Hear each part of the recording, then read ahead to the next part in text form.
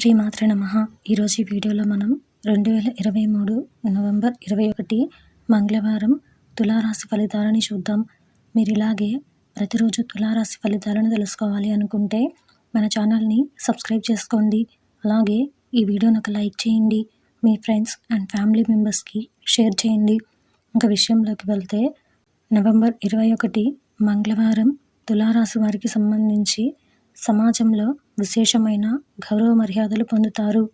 చేపట్టిన వ్యవహారాలు సాఫీగా సాగుతాయి. దైవ దర్శనాలను చేసుకుంటారు.